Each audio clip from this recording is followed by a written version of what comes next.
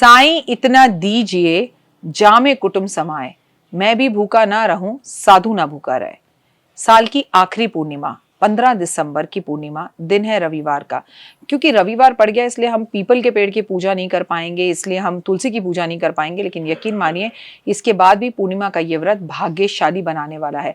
नमस्कार, सुस्वागतम, वेलकम, अभिनंदन। मैं हूं आपके साथ आपकी अपनी होस्ट दोस्त डॉक्टर वायरा की।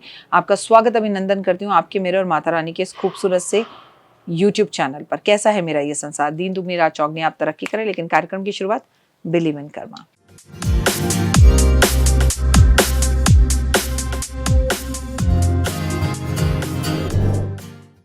तो हम कब की बात कर रहे हैं? हम 15 दिसंबर, पूर्णिमा है, संडे का दिन है, आपकी छुट्टी है, आप बहुत सारे उपाय कर सकते हो और चंद्रमा की बहुत अच्छे से पूजा कर सकते हो।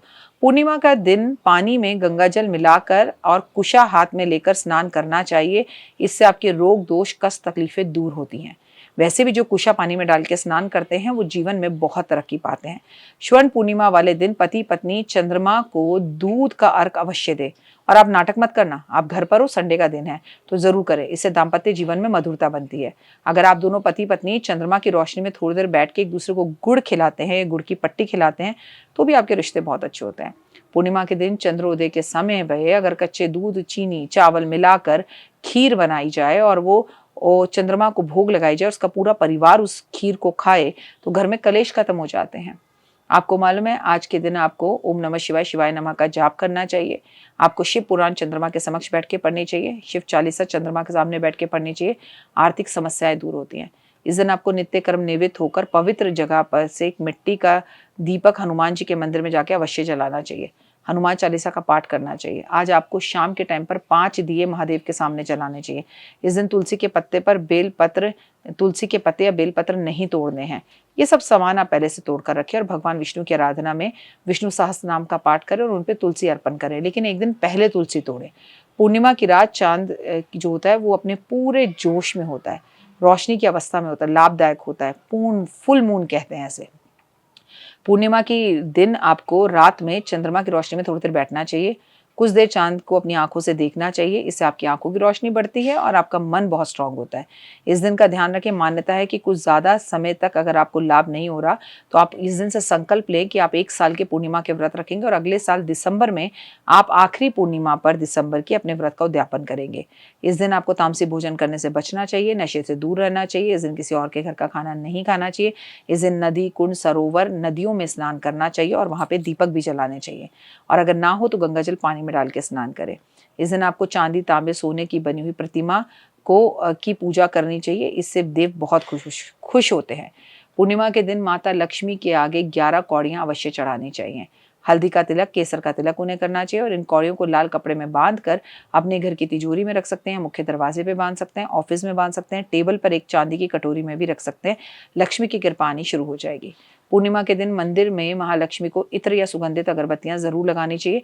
इससे आपको ऐश्वर्य प्राप्त होता है। इस दिन आपको रात्रि में 12 बजे अपने घर के ईशान कोण में दीपक जरूर जलाना चाहिए। विष्णु लक्ष्मी जी के साथ आपको शिव पूजा करनी चाहिए। इस दिन नदियों के स्नान कर कर पवित्रता और खुशी महसूस होनी चाहिए और ब्राह्मणों को भोजन कराना चाहिए। अगर आप किसी कारण से पूर्णिमा पर नदियों में स्नान करने नहीं जा पा रहे तो पंडित और पंडितानी को स्नान करने भेजना चाहिए। आपको अपने पितरों के नाम का तर्पण पूर्णिमा पर जरूर छोड़ना चाहिए। इस दिन अच्छे कर्म करने चाहिए और श्रद्धा अनुसार आपको आपके घर में मांगलिक काम कराने चाहिए। जैसे आप उस दिन सुंदरकांड का पाठ घर में करा सकते हैं। पूर्णिमा वाले दिन आपको चावल का दान करना बेहद ज़्यादा शुभ होता है, खासकर किसी ब्राह्मण को चावल देना। चंद्रमा की पूजा करने के साथ साथ महादेव की पूजा करना, भगवान विष्णु की पूजा करना और रात्रि जागरण करके माँ लक्ष्मी की पूजा का विशेष महत्व है। दक्षिणामुखी शंख इस दिन आपको अपने घर में बजाना चाहिए और अगर आप चंद्रमा की रोशनी में खड़े होकर शंख बजाते हैं तो महादेव और चंद्रमा की विशेष कृपा आप पर होती है। केला, शक्कर, जलदान जरूर करना चाहिए। इस दिन आपको जीवन में आगे बढ़ना चाहिए। देखिए, हमने शंख की बात की और किसी के घर में शंख भी बज गया, इससे आपको मानसिक खुशी मिलती है। लेकिन ये दोपहर के 2 बजे शंख बजाना अपने घर में, ये गलत है। ये आपके घर में खुशियां नहीं, नुकसान लेके आ सकता है। क्योंकि जिस टाइम मैं ये शूटिंग कर रही हूँ उस टाइम दोपहर के 2 बज रहे हैं। अगर आप अपने घर में 2 बजे शंख बजाते हैं तो वो आपको नुकसान देगा, फायदा कभी नहीं देगा। शंख और नारियल का दान इस दिन करना आपको जीवन में आके लेके जाता है। चंद्रमा से संबंधित रत्न जैसे कि ओपल अगर आपने पहना हुआ है तो उससे मानसिक शांति पाने के लिए थोड़ी देर आज उतार के उसे चंद्रमा की रोशनी में जरूर रखें। तुलसी की पूजा आज विशेषकर की जाती है, लेकिन आज संडे है इसलिए आज आप उसकी पूजा नहीं कर सकते।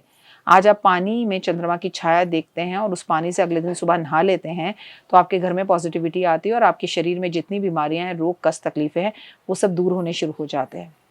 15 दिसंबर 2024 की आखिरी पूर्णिमा, महालक्ष्मी को मनाइए, अच्छे से पूर्णिमा का व्रत रखिए, नहीं रखते तो दान पुण्य कीजिए। इस दिन आप अपने घर में सत्यनारायण भगवान की कथा भी कर सकते हैं, जो कि आपको हर 2 महीने में एक बार तो करनी ही चाहिए।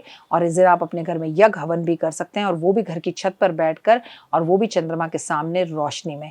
तो आपके जीवन में ज़बरदस्त बदलाव आते हैं। फिलहाल मुझे दीजिए इजाज़त, अपना अपनों का रखिए खास ख्याल। अगर अभी अभी आप मेरे चैनल पर नए आए हैं तो आपका स्वागत, अभिनंदन है। प्लीज़ चैनल को फॉलो, लाइक, सब्सक्राइब, शेयर ज़रूर कीजिए और बेल बटन दबाइए ताकि आपको हमारी सारी जानकारी, आने वाली वीडियोस की सारी जानकारी समय समय पे मिलती रहे। अभी के लिए जय माता दी।